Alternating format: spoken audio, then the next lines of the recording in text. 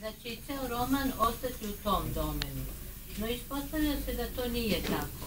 Odmisanje priče, razgovor se odvija po amplitudama kognitivno neujednačenih nivoa, različitim po svojoj suštini, oblastima i obimu. Na površinu izranja i oslobađa se bez prekida u jednom dahu, tako reći, dijaloški formiran roman. Sam izbor da dijalog postane univerzalna konstanta konverzacije glavnih likova kroz radnju romana predstavlja u svakom slučaju novinu u savremenoj literaturi. Uvod o blogerskoj korespondenciji na početku ukazuje da se radi o vremenu sadašnjem. Međutim, priča će odlučati mnogo dalje u prošlost, raširit će se u sadašnjosti, a provirit će i u budućnost.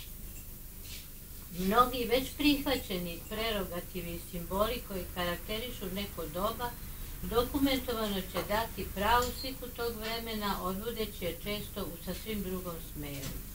Jer pisac erudita Zoran Ilić nije neko ko kroz pitko tkivo neosetno pronosi svoju priču.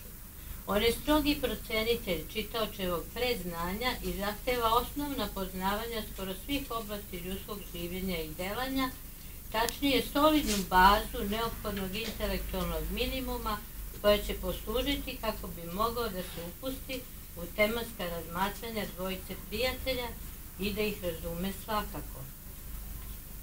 Razuđeni sižeji u direktnoj vezi sa imenima ličnosti koja nose u sebi univerzalnost u personalnom, vremenskom i prostornom smislu. Fiksiranje lokacije za balkanski breg razmišljanja Kalemegdan samo je privid ograničenja i ograničenosti. Disperzivno izrečene refleksije obuhvataju čitav svet. Stoga su Neko i Pajaco likovi koji mogu pripadati svakom vremenu i bilo kom mestu. Neko, bez obzira što kao pojam nosi nedefinisanu odrednicu anonimnosti, nije bilo ko. Jer u žargonu odomaćeni izraz biti neko ukazuje na isticanje značaja te osobe. Moto romana Da sam ja neko, preuzeti iz istoimene pesme rock grupe Indeks i glasom Davorina Popovića, još snažnije naglašava osobu koja posjeduje svoju individualnu osobenost. Pajaco kao pandan pesmi Da sam ja neko smije nam se sa operskih scena iz libreta opere Pajaci Ruđera Leoncavala među mnogim tenorima i glasom samog Enrika Caruza. I mada su različiti vidovi muzičkog stvaralaštva, obe numere su sa željama boljitka života. U imenima ličnosti možemo nazreti mogućnost da se radi o antipodima, ali ako je neko sa odlikom značajne ličnosti, Pajaco je na dnu ljudske lestvice. Međutim, oni su u romanu savršeno ravnopravni sagovornici koji sa preciznošću dopunjuju i nastavljaju jedan drugome misli i reklo bi se sa velikim uživanjem to čine.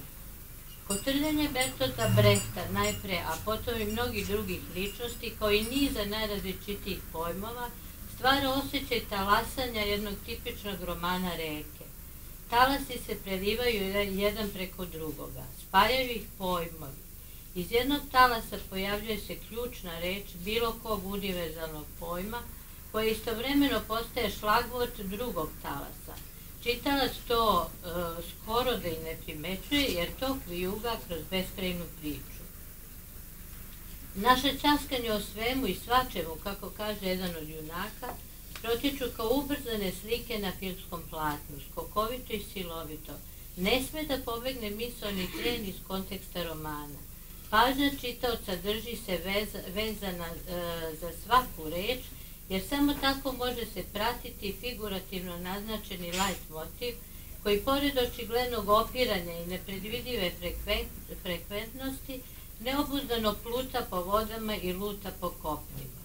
Fascinira potpuna otvorenost dvojice junaka prema svetu i savršena dostupnost celog sveta. Limes je ukinut, sve se transparentno očitava.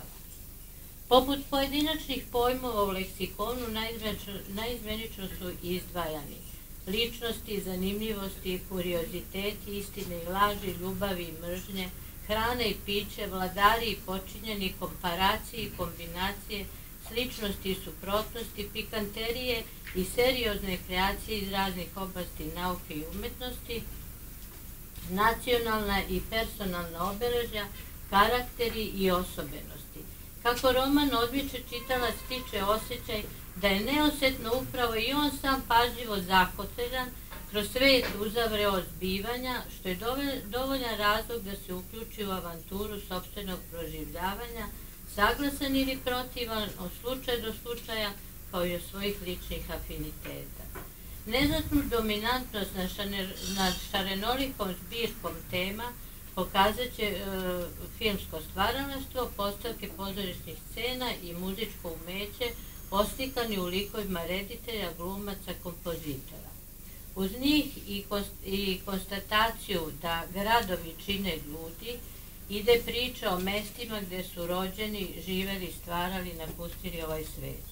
Posebnu pažnju zaslužuju manje poznati podaci koji su neobično zanimljivi. O Bertoldu Brechtu, na primjer, saznajemo da je rođen u Augsburgu, gradu gde umire Mite, pravi sastavljač Schindlerove liste. Fassbinder, čovek suprotnosti, u 9. godini piše pozorišni komad Kraj tužnog razdoblja.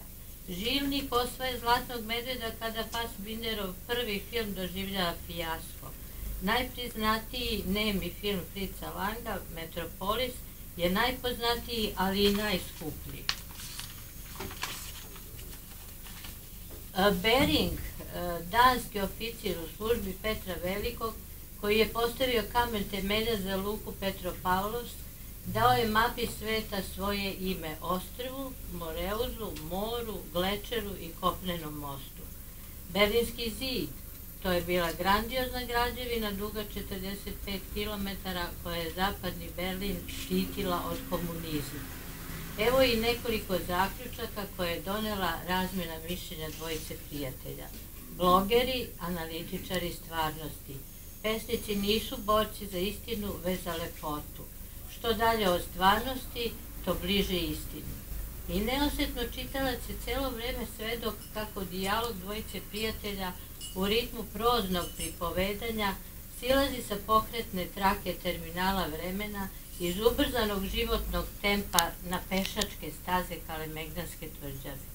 Jasni korak dva šetača odzvanja na uglačenoj kaldrmi vekova, dok se njihovi dani ispunjavaju međusobnom razmenom saznanja, ne prolazeći koracima uzaludnog praznog hoda. Na kraju, ako bismo se osvrnuli na teorijske preporuke poznate Edith Wharton, da dijalog treba koristiti za trenutke kulminacije u romanu, jer on služi ne samo da naglasi krizni moment priče, već i da u celini poveća njen efekat, onda će biti jasnije zašto se roman Kotrljanje Bertolda Brechta čita u jednom dahu.